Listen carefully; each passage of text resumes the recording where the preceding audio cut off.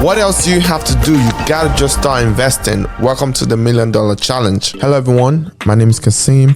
Welcome to today's dividend and growth investing portfolio. So in today's video, we are going to touch upon a few things. Some of the first things that we're going to touch upon is that I'm moving some things around in the portfolio. As you guys can see, you can see a little circle here that shows arrow going both ways. That means money is going from one side of the portfolio to the other side of the portfolio. I'm just going to get rid of this section just completely because I'm moving those stocks elsewhere, and I'm going to get to that very shortly. We are going to see that here primarily that I'm currently not doing any buys. I'm just doing a few sells, but we're going to get into that in a minute. I'm going to walk you through the portfolio, let you know what's going on with the portfolio currently. The other thing that we're going to touch up on is that I'm basically trying to figure out a way where I can buy stocks in a more simpler way, and it will take me less minutes to be able to do certain research and everything like that, or to look at which particular stock to buy. So a few tools that I've gotten together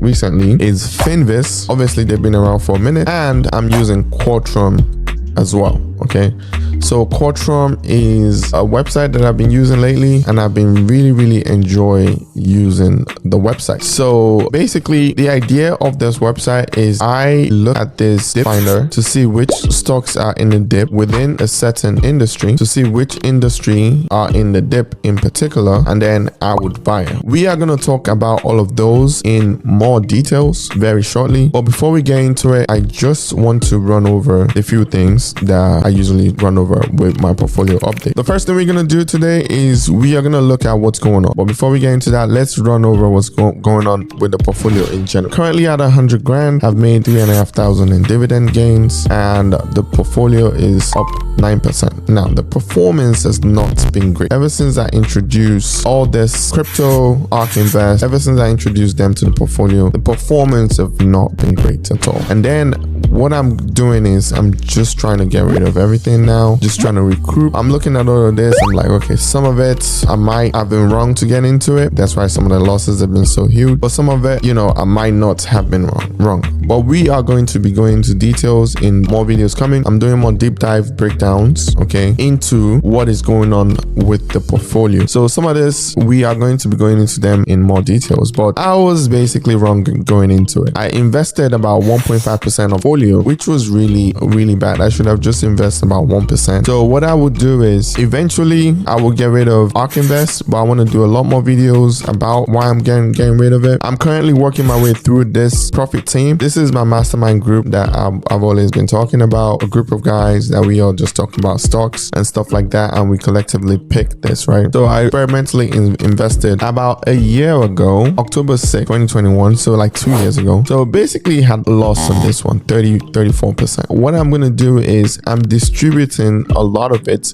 into different sector of the portfolio, which I'm moving mainly all of them. I'm moving them into my passive income section. What I'm doing is I'm moving them to all the sector that they belong in. So, you know, energy and transport, tech, consumer. Let's look at tech real quick. And some of the companies that I'm moving here from my previous place are right here, right? Morning, Microchip Technology, ASML Holdings. I'm moving them here because they all do tech. Those are companies that I still want to keep. Now, I'm looking at every single one of the companies that are in here, gonna do a deep dive into evaluating them, judging if I'm gonna keep them or I'm gonna hold them or I'm gonna buy more. But I want them to be in order by industry, and then I'll now look at all these industries and seeing, okay, which ones am I keeping, which one am I getting rid of, which ones am I reducing the entire holdings, right? So I'm looking at all of those to do all of that this year. So stay tuned. A lot of good stuff is coming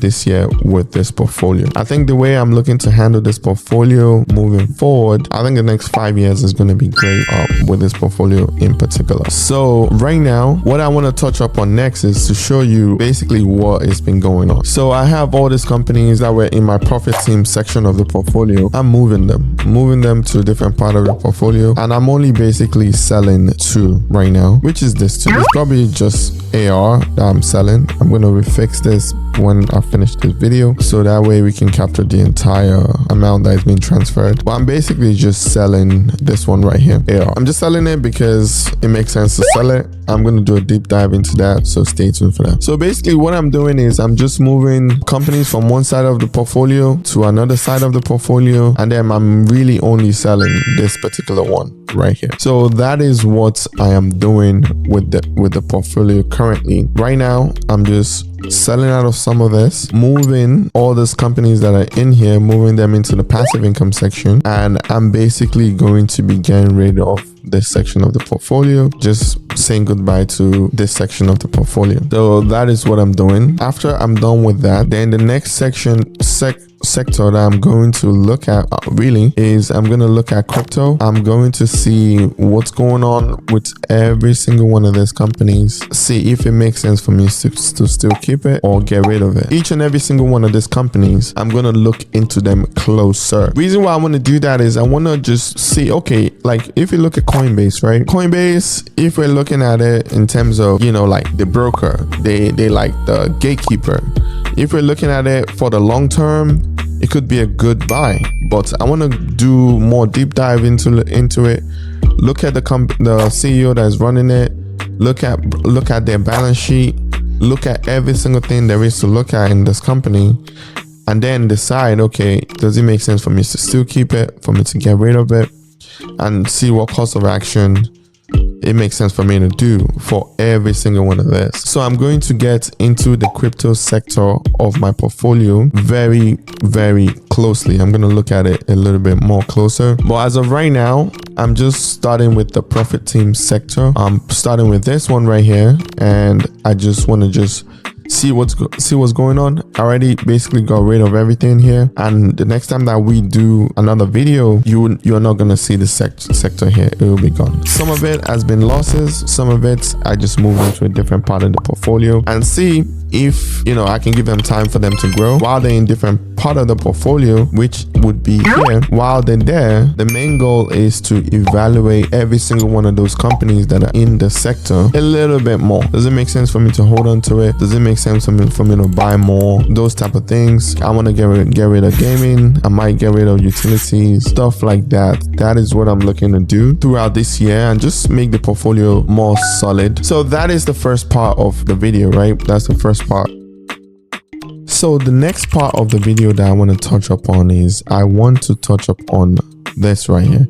This is a tool. It's a website called FINVIS. Basically gives you graphic display of what's going on in the market. I've been trying to figure out a way whereby I can try to figure out which tools can I use for my investing for the long term, that I can keep it very simple to use, and at the same time I can like be able to quickly evaluate companies and see, does it make sense for me to buy that company at this time. So the two tools that we are going to use is FINVIS, and the reason why I want to use this is that, okay, every day I can come here maybe around 12 or 2 p.m. Usually that's when I think is a good time to buy, because like it's probably all the way up or all the way down. Obviously you want to buy when it's down. So days that markets are up, I'm not going to buy anything, and days that the markets are down, then I'm going to buy. But the main thing that this tool is going to help me with is like I can just come out here and look, okay, which part of the market in particular is weaker today. So as today we can see the banks are weaker, the regional banks. We can see the big banks are also quite weak. Transportation is weak. Tesla is going down. Energy is weak, right? Transportation and energy and transportation is weak. So I can look into those, see if I can buy stuff there. Basic metals and agriculture, I don't have any stock in those, so we can leave that like that. We have finance. So basically today we're looking at finance is weak. Finance is basically weak today. That's one industry. The next industry that is weak is transportation and energy, right? So those two industries are the weakest, right? Semiconductors, but I don't have MU. I would just basically look at finance industry, and then I'll look at automotive and energy.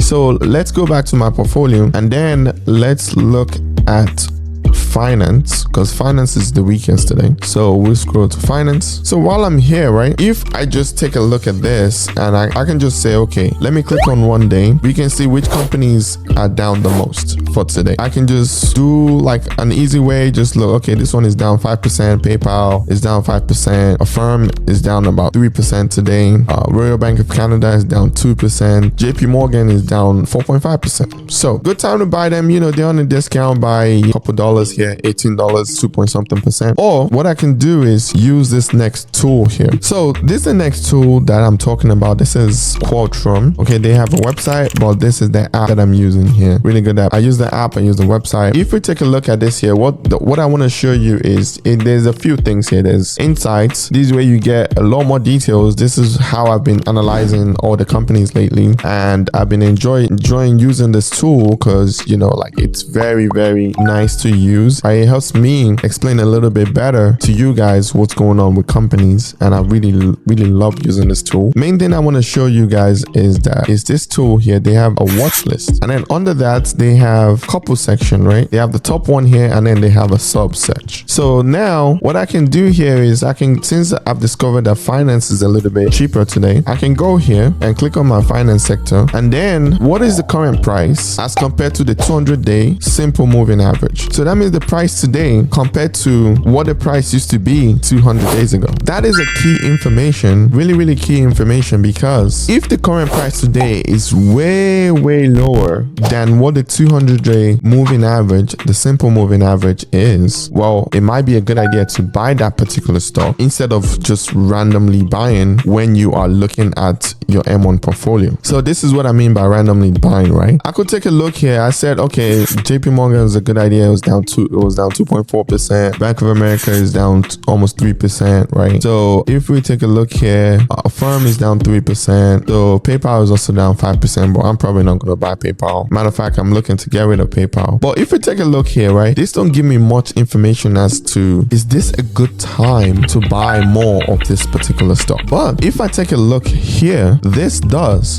because it tells me what the current price is doing as compared to the 200-day simple moving average, right? So I really love this tool here. And if I compare it to using FINVIS to like just look over generally which sector of the economy that I should be looking at. Should I be looking at healthcare? Should I be looking at tech? Should I be looking at energy and transport, right? All this industry that I'm investing in, which industry should I be looking at? So once I figure that out, okay, today's industry is finance. Which particular company within the finance sector should I be buying? So this is telling me AB, which is Alliance Bernstein here, it's down a lot, right? So maybe I should buy those. PayPal, Square, Citigroup is down a lot. So it might make sense, right? Because I'm looking at portfolio, I was just looking at JP Morgan, maybe it's a good idea, right? But at the end of the day, maybe Citigroup might be a good idea, right? Because it's down a lot as compared to the simple moving average. Matter of fact, a firm that is down a lot today and JP Morgan might not be a good idea to buy because they are currently very high right now. They're way higher than the simple moving average. Remember, there's an imaginary flat line here, which is at 0. So all of them are, this is hypothetically where you want the price to be. If it's way higher, you might look at maybe it's a good time to sell a piece of that company, you know, or if you're trying to buy,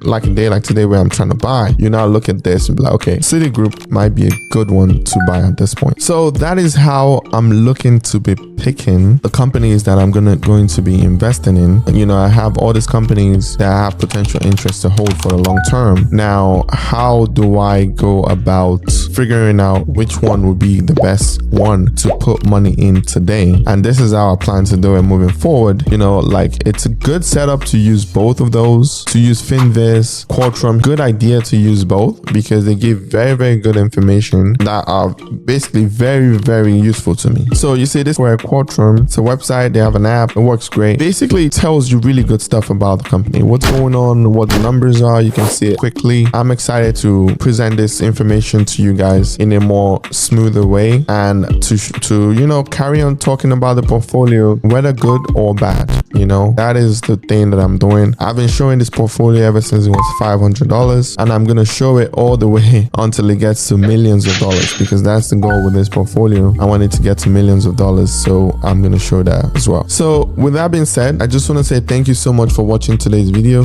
I appreciate you. If you haven't already, go ahead and subscribe to the YouTube channel. We're doing a lot of good stuff here, and I believe that this channel is going to be going places, you know, because what you get with this channel, you get just your average guy that is trying to hustle and make money and invest it.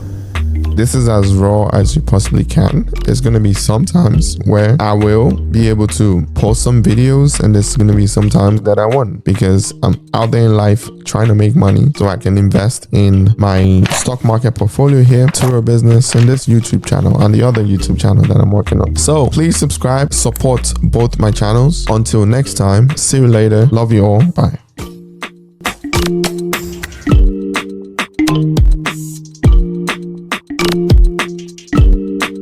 Thank you.